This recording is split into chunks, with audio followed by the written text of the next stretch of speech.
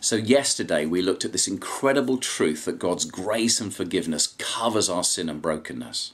That Jesus' death and resurrection have made a way for us to be fully restored into a wonderful, life-giving relationship with God. So does that mean that because God loves us and forgives us, we can do whatever we want? We can keep on sinning because we know that God will forgive us anyway?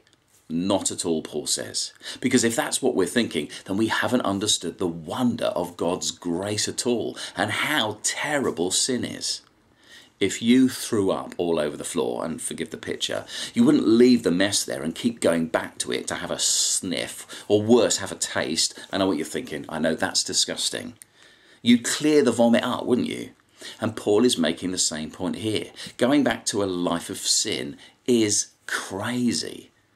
When we think of all that God has done to rescue us from the destructive consequences of sin, we should want to get as far from sin as possible. When we think of the price that Jesus paid for us to be forgiven, we should long to please him.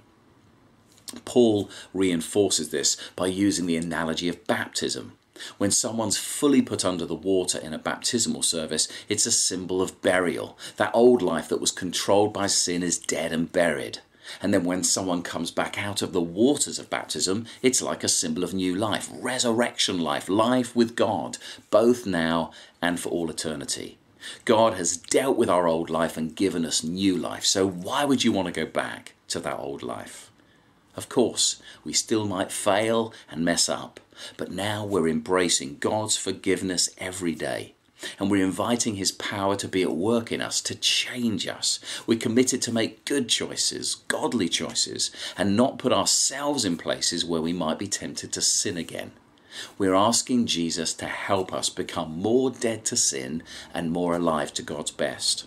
God has set you free, but not free to sin, free not to sin, free to not give in to that stuff that is so destructive.